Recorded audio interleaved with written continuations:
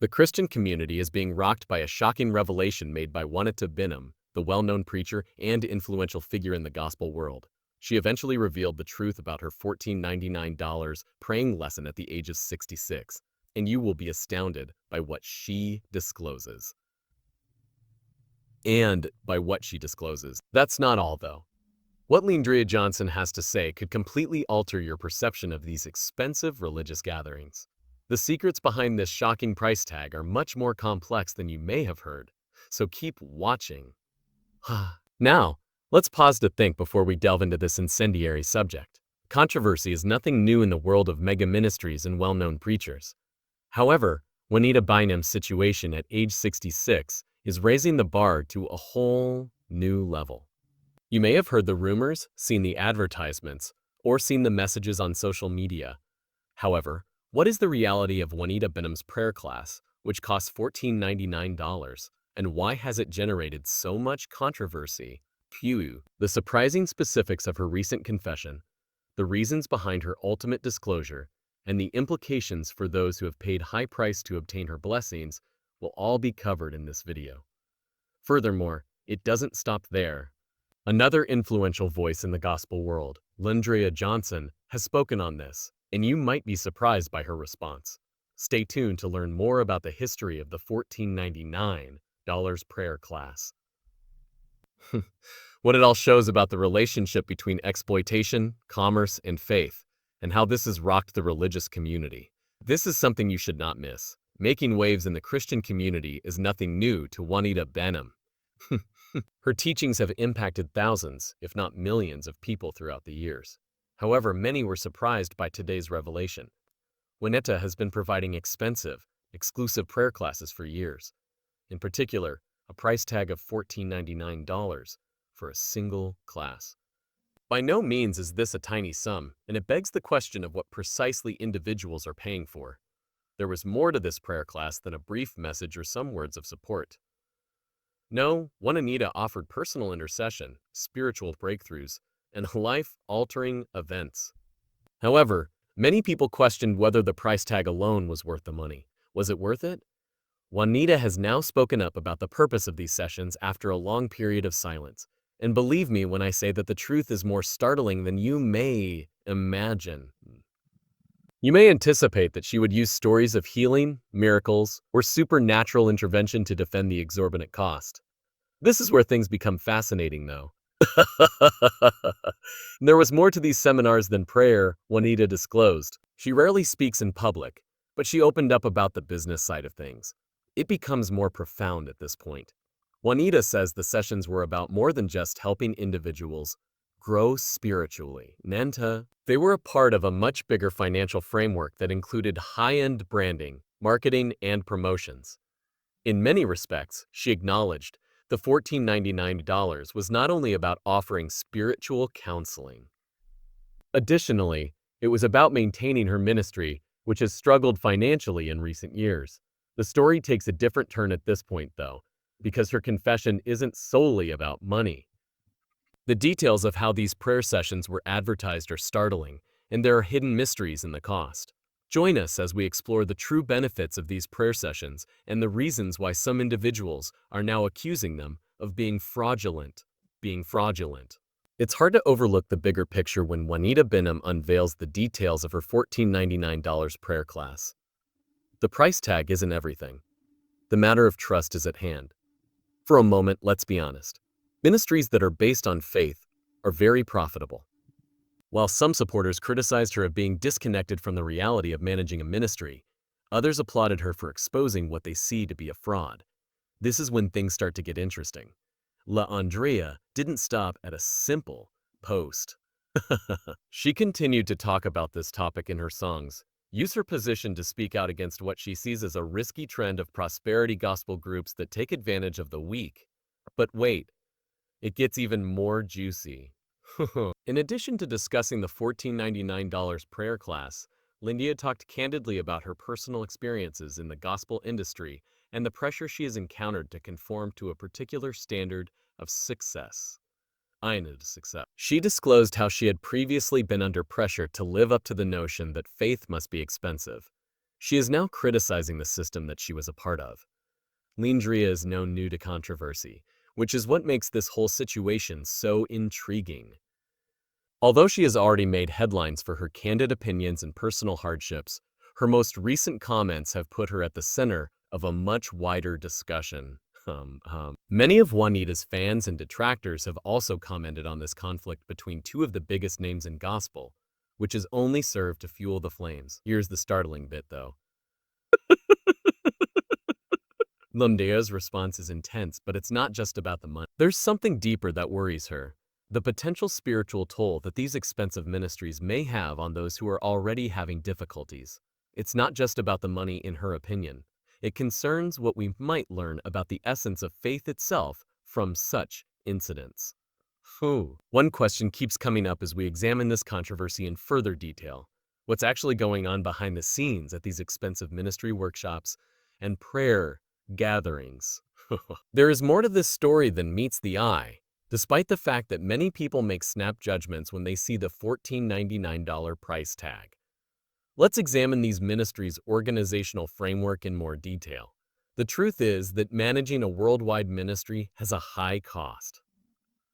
The list is far from exhaustive and includes personnel, travel, venues, lodging, security, advertising expenses, and marketing. Additionally, there are the minister's own personal expenses, high-end living, opulent hotels, and private aircraft. Given all of this, it is understandable why some clergy feel compelled to develop high-end programs like these prayer workshops. However, is it really reasonable to demand that common people pay so much for the opportunity to have a spiritual relationship? Many contend that although funding a worldwide ministry is essential, it crosses a line when regular people are expected to spend life-altering sums of money on spiritual experiences. This is not solely a Juanita Bynum problem. Let's be clear. Nanjir, no. There are innumerable instances of well-known pastors and leaders marketing expensive products that guarantee miraculous changes, such as VIP entrance to events, special prayer circles, and miracle seeds. Let's now examine its psychological component. Many attendees of these gatherings are at risk. Whether it's a personal crisis, health issues, or financial difficulties, they're looking for solutions to life's most challenging questions. It might be difficult to refuse when someone in a position of power and influence claims that a particular prayer class or event would bring about the breakthrough they've been seeking. People think that by making this investment, they are investing in their spiritual future, which they feel will yield benefits above the current cost. This is the most absurd part, though. Could it be that some of these expensive ministries aren't merely hoping for vulnerability? What if they are, in fact, a mirror of a dysfunctional system, as Juanita Bynum suggests, one that makes ministers decide between survival and ministry? Things become much more hazy at this point. Juanita acknowledges that she reached a turning point in her life when she had to choose between using her platform to develop a more sustainable revenue model or continuing to struggle financially to maintain her ministry. But at what price? It becomes much more intriguing at this point. Leandria Johnson's criticism was not limited to the cost. She attacked the idea of success in the religious community as a whole. She is not alone in being vocal about how the prosperity gospel concept has resulted in a system that evaluates preachers based on their financial status rather than their moral qualities. The gospel world is still dominated by the idea that you can't be a good preacher unless you're rich, and it's time to challenge that. Here's the surprising turn, though. Even if Juanita and Leandria are criticized for their stances, some people still regard them as pioneers. These women are refusing to back down in spite of the flurry of controversy they have caused. Some people even think that their honesty is long needed. Speaking candidly about the financial realities of ministry and the toll it takes on both pastors and congregation members is a step in the right direction toward ending the long-standing secrecy surrounding these concerns. What do people think of all this by now? You may be wondering.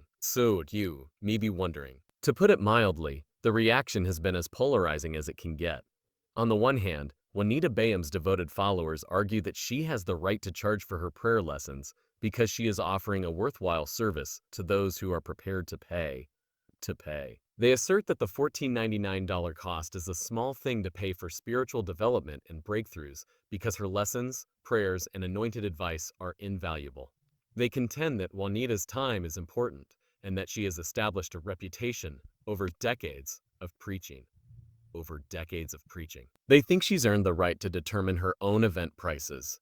Leonidria Johnson's vociferous detractors, on the other hand, assert that she is addressing a topic that others are too scared to openly discuss. Those who believe that the gospel industry has grown overly commercialized are represented by her. Additionally, they contend that something as important as prayer shouldn't cost so much. These speakers contend that everyone should have unrestricted access to spirituality and that it is extremely problematic to explicitly commodify faith. However, this is when the intriguing part begins. The problem is more complicated than a straightforward conflict between the critics and the defenders, because this situation is a far more profound representation of a church problem. Both sides have good points. Indeed, Juanita Bynum's ministry provides her audience with something special, but is that special value truly worth the admission fee? Do individuals voluntarily pay for something they genuinely believe in, or are they being duped? Not to mention, there is an entire group, many individuals, who are torn between not knowing who to trust or what to believe. The problem is that the public's response is not limited to this particular topic. As they watch this discourse, people are asking themselves if this is merely one instance of something far larger. Is it becoming something else entirely, or is the prosperity gospel movement collapsing? What implications does this have for faith-based businesses going forward? The most absurd part comes next. According to others, this debate may signal the start of a significant change in the way ministries function. Might we be witnessing the start of a new chapter in church history? One in which responsibility and openness are accepted as the rule rather than the exception. The fundamental basis of how and why people attend these events may shift if these discussions continue to pick up steam. That's not all, though. There are other people involved in this debate besides Juanita and Leandria. Actually, a number of well-known pastors and gospel musicians have started to voice their opinions on the subject, giving personal accounts of the pressure to live up to expectations and the financial realities of ministry. While some have expressed their concerns about the impact of such public debates, others have defended Leandria's viewpoint, saying she is courageous for speaking the truth. There is a thin line between offering spiritual value and exploiting people's faith, said one pastor who asked to remain unnamed. The public is more astute than many realize and can see when something is off, so when that line is crossed, you lose all credibility. What to do? This dispute involves more than simply two well-known gospel leaders. It is a reflection of a more serious problem that has been discussed for years by a number of churchgoers, spiritual leaders, and critics. Modern ministries now operate on a different finance basis. And everyone is wondering if this is the cost of having faith. When it comes to fees for spiritual services, how much is too much? And will it eventually receive the pushback it needs? Or will this trend only get stronger? Let's take a moment to discuss the financial aspect of the situation. The distinction between ministry and business can occasionally become hazy in the context of gospel ministries. It goes without saying that managing a ministry takes a lot of resources: building upkeep, preaching trips, creating media for broadcast services, paying employees, and much more. However, what occurs if a pastor or other ministry leader begins to use that financial model to enrich themselves? How does the general population decide what is fair? What does it mean, therefore, when we observe spiritual leaders charging fees that the majority of people just not able to afford? According to Juanita Bynum, this $14.99 prayer workshop is the ideal illustration of the fine line that must be drawn between providing insightful spiritual instruction and charging a fee that many people find prohibitive. She has also been questioned about her fees on other occasions. Do you recall when she charged $500 for VIP seats to an event, or $1,000 per person for exclusive prayer sessions?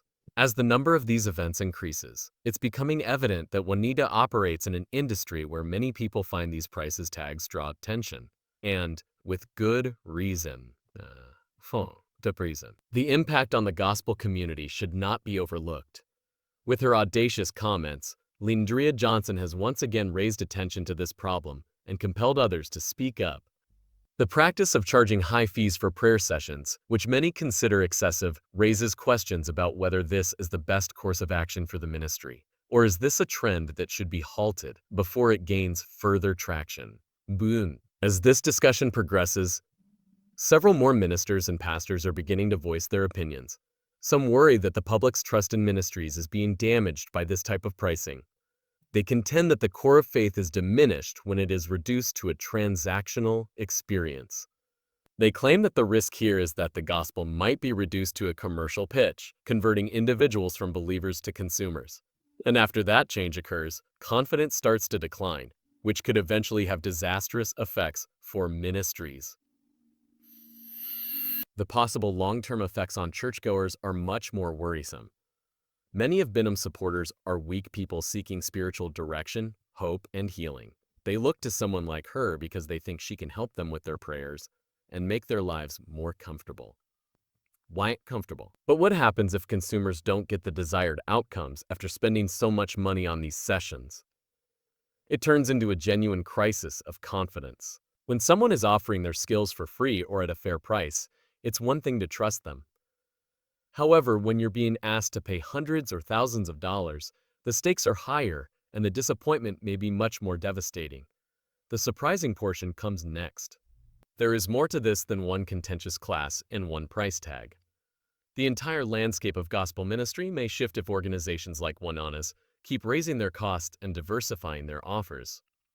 Suppose that in the future people will have to pay for counseling, prayer sessions, or even the use of once free services. For those who cannot afford it, what does that mean? Will they be completely excluded from spiritual communities? Dude. Or will they have to rely on less reputable, less established leaders who prey on their weaknesses? Is there a way to balance the business side of ministry with the spiritual needs of the people it serves? Can we as a community protect our faith while making sure that those who are in it for the wrong reasons are held accountable? Is a question that is becoming more and more common as the discussion progresses.